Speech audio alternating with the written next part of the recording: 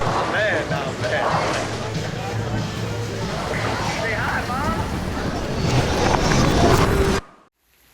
Mom. Speechless. We say it a lot when terrible things happen. In reality, you usually find some words or sounds, sobs. But 1 year ago, Marie Lirette really had none. No words, just the sound of the wind like it was the wind knocked right out of her. On videos that she recorded of her first look at the damage. It took my breath away. It was literally a punch. Without getting punched, it was a punch. Hurricane Ida destroyed Bull South of Louisiana, a Houma fixture for more than 4 decades. Marie's sister hired her to work there in 1976 at age 16. And I remember Mama going, "You're not going to work at the bowling alley with Veronica." And I'm like, "Ma." She worked her way up to buying the place. It was big news then in small-town Houma. They hired me in 1976. I never left. I never left. She and her husband, Terry, lived and breathed Bull South. This is a picture of Marie and Terry a few years back, the day Marie decided to stop hiding her hair loss from a condition called alopecia areata. My husband and I didn't have children. You know, I say that, I think maybe we forgot. But we were so in love with what we were doing, and we focused our attention on the bowling center. If you want some tips, call. To see it as just another bowling center would betray what it really meant to people here. It was leagues and love. It was O'Neill, Melinda Ballland that married in the bowling center on lanes 9 and 10. A new beginning on lanes 9 and 10. It was late nights and laughs, birthdays, and first dates. You mentioned first dates. Talk about those. Any memorable first dates? Oh, I can't say that. I got my wife right there.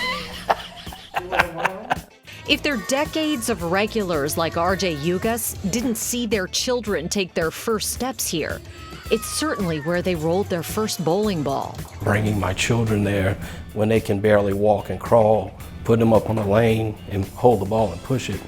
And for them to do that on the same lanes that I bowled on as 8 and 10 years old, same spots, that's what was special to me. All right. Through the years, if balls were rolling and pins were dropping, Marie was there. Balls rolling, pins crashing, music playing the day before Hurricane Ida. Quiet, the next and the next. So I went from one extreme to nothing, you know. Overnight. Overnight. She says it was a lot like the day after Terry died a few years earlier. That moment of knowing things will never be the same, of the life you knew. It was really sad to see it finally go down. Obviously, it's making you emotional. It was a sad time. Why did you decide not to rebuild? I really couldn't financially. I couldn't. Insurance-wise, we had enough to pay off the debt that I had, and I'm grateful for that. But there was no way financially that I could start over. You guys couldn't quite let it go. I kind of kept sending Marie hints. I'm like, hey, let's try to save the equipment. I think the lanes are still good. Some of them landed in Ugas's garage. Oh, wow.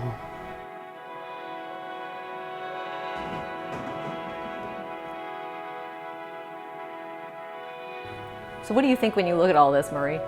And it's I don't know. It's just amazing to see my husband's banner from the PBA up there. How he's got. This is incredible. When I look at all this, it kind of takes me back to those moments.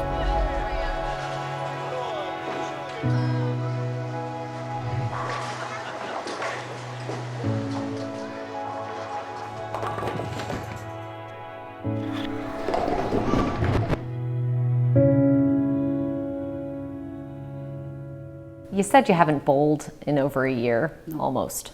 Why not? Well, You just thought it would be too painful to do it? yeah, and then knowing that I wasn't home doing it. But Bull South's story, Marie's story, doesn't end in Yugas's garage.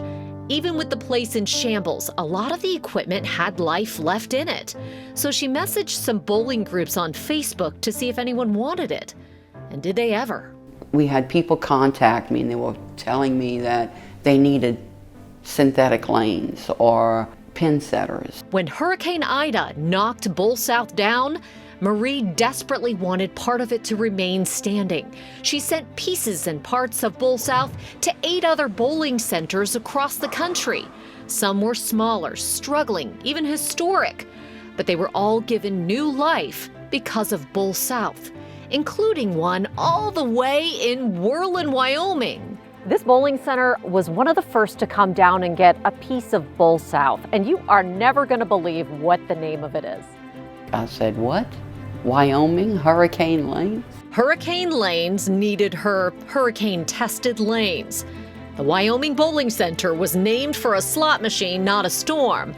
One of the owners, John Noland, hit the jackpot on a hurricane slot machine the night he named it. He says he hit another one with Bull South's synthetic lanes. Really cool stuff happened from us getting these lanes. New life for this bowling alley for sure.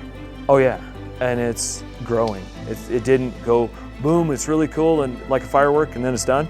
No, it's still growing. Noland made sure to put the lanes in the exact same order that they were at Bull South. So lanes 9 and 10 remain lanes 9 and 10. Marie couldn't be happier.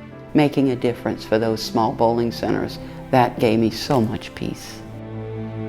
Peace, knowing her home found a new one. But it gave Marie so much more when she went to go see it. I would have never dreamed I would have done anything like this.